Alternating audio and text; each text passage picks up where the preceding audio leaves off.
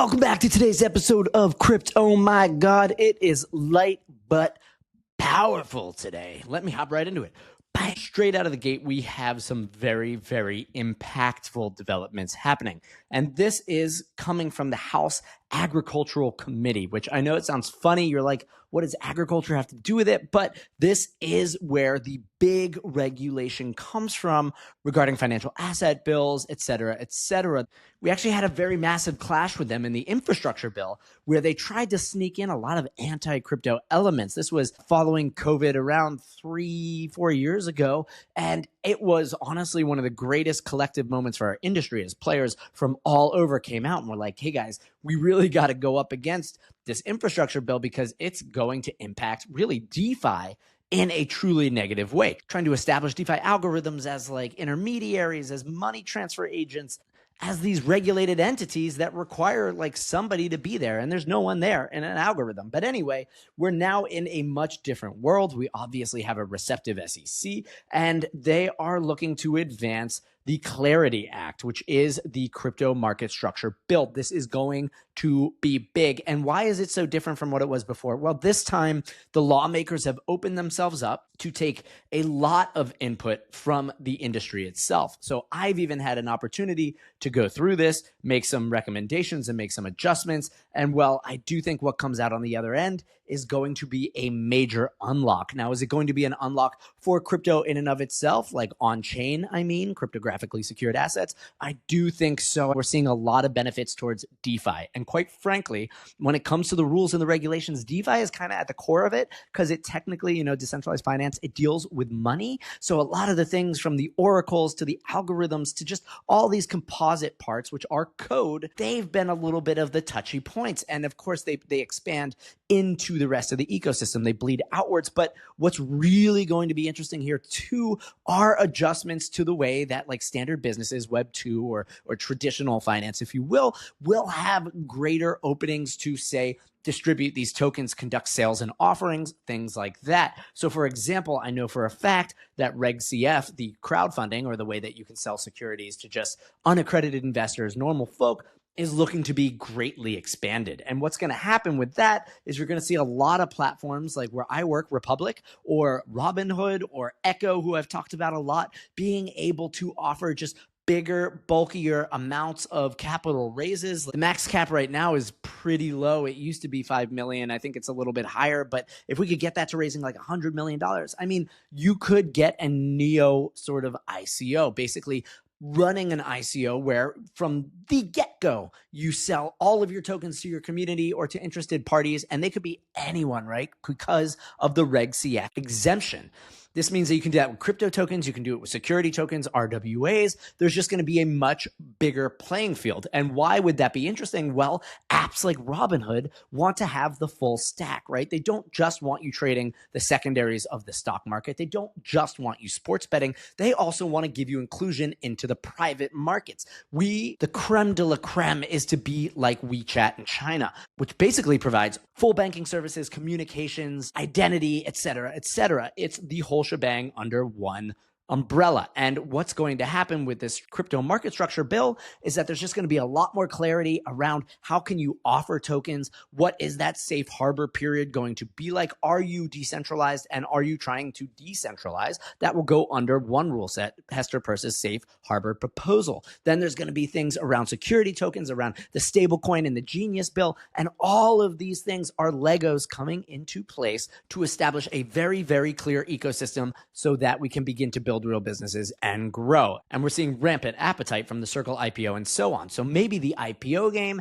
and the ICO game, they all become a little bit blurry because at the end of the day, blockchain is just going to facilitate the transfer of value in the same way internet does the transfer of data. We are eventually, the kids that grow up with this, aren't going to differentiate value from data. It's all just going to be the same damn thing. Now, it gets even wilder with the chairman of the SEC, Paul Atkins, coming out today, and he's basically the inverse Gensler. What is amazing is that where Gensler just really didn't take anyone's opinion, didn't listen to anyone, and really ran the SEC like a Gestapo, and I don't say that lightly, I dead ass mean it. The current SEC is going out of their way through the crypto task force roundtables. They just had one yesterday on DeFi, and they are taking the input from all of the players in the industry. And just look at this.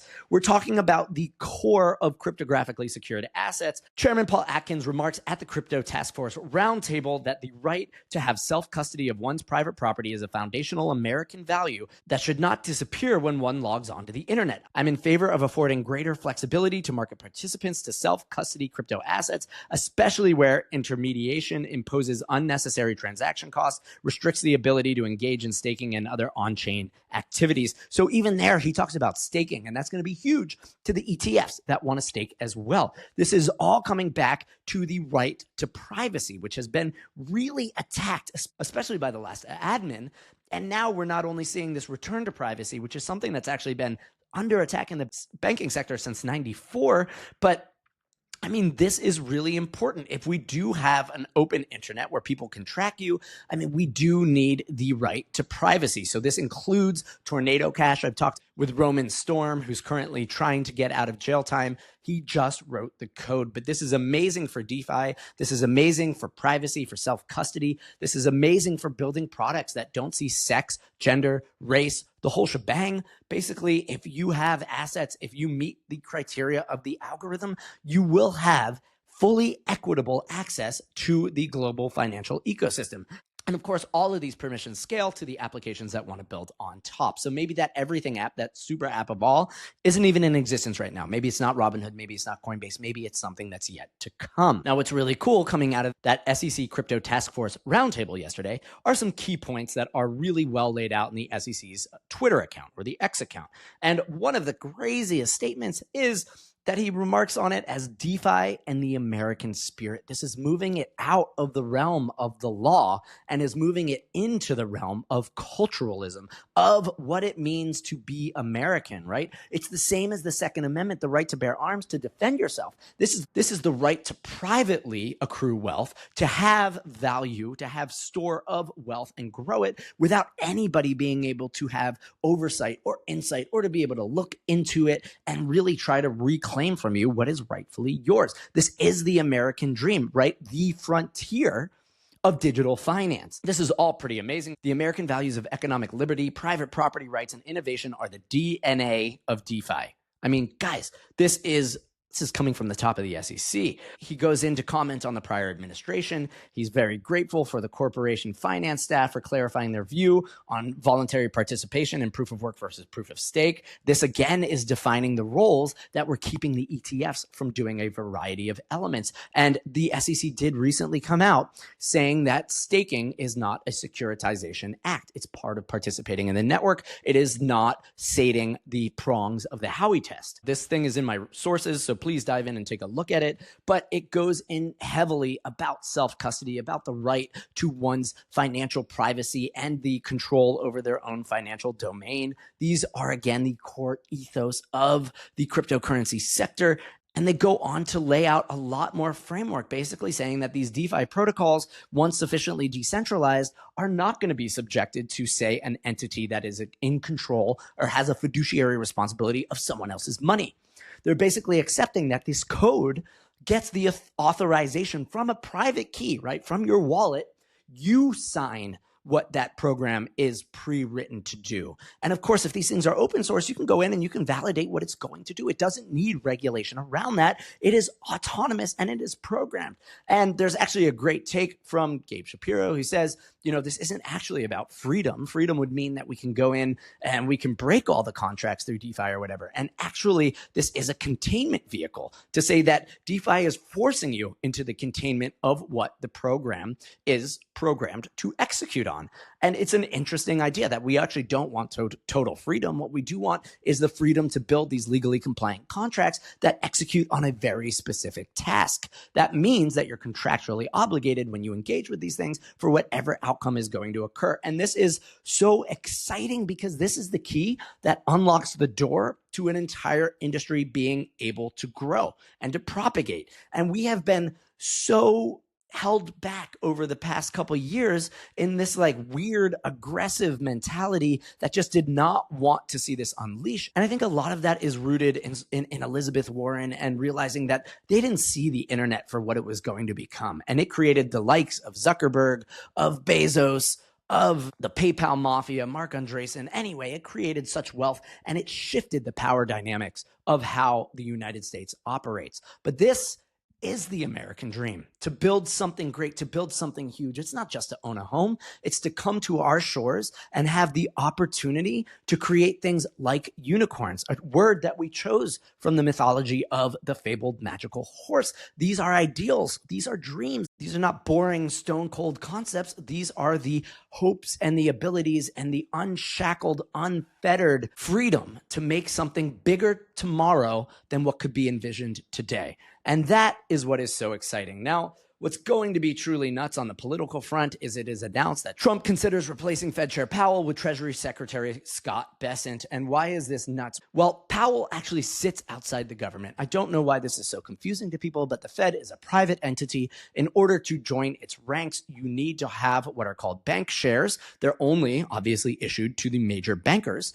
And the Fed is a private entity of banks that decides on the monetary policy moving forward. So Trump actually doesn't have the authority to replace Powell. However, he's sure trying. He's bringing it to the Supreme Court, and he's kind of hacking away at the Fed's independence. Now, it really should stay independent. It gets dangerous if they overlap. But long story short, Scott Bessent, he thinks we are in the midst of redevising a new financial world order and that he is simply excited to be part of it. That being said, he's in the Trump administration. He definitely wants quantitative easing. They need something to bail out these terrible fucking tariffs. Trump is just not scoring wins. Prices are going up left and right. I went to the grocery store yesterday. Pretty mind-blowing to see what the price of coffee has done just over the past few weeks. So they want Bessent in there. They want to start quantitative easing. And guys, if that happens, to the moon for risk-on assets. It's your altcoins. It's your Bitcoin. The shittier the coin, almost the better the performance you're going to get out of it. So go long into Pepe, go long into Peanut the Squirrel. Fart coin, house coin, all of these dumb things. But it will bode well for our bags. It will be a risk-on environment. Now, that being said, it means printing more capital. And who knows, will it end the fiat regime? Maybe, maybe not. But there's certainly a reason why the Bitcoin accumulation is happening today at this current point in time. Big money, smart money does see the fiat regime kind of coming to an end, collapsing, or at least getting fractures in the shell. There's no way out of the government spending. Even the current Trump admin doesn't spend less. They're just trying to make cuts. Are the cuts effective? No, obviously not. And they're going to pivot by taking the easy road out, which he actually started back in 2020 by firing up the money printer again, and of course, running our deficit, but also spiking our sweet coins. So with that being said, a lot of change happening on the legal front, on the regulatory front, but even now, the regulators they're going to our heart, to the core of what cryptography is, of what crypto self-secured, self-custody assets are, and starting to connect that to the culture of Americana. This is a very big step forward. Of course, all of this is going to sink into the future generations that grow up with crypto, that use the blockchain rails, and just know that they're fundamentally easier to work with than all of the friction of going to a bank. Who wants to walk to an actual branch and talk to a human? This is just not what the millennials and under are into. So exciting times ahead. All of this clarity just unlocks further and further innovation, gives us more excitement on the tech front, and hopefully better price impact because we need good businesses. That's why the meme coin mania happened. We were pushed away from real businesses that could generate revenue, and instead we landed in BS territory. And it works, and it shows that we can gamble on anything, and we will make a market out of anything. So with that being said, exciting times ahead. These do bode well for the broader market as a whole, obviously more long-term than short-term, but stay safe out there. Don't lever up, and I will see you tomorrow.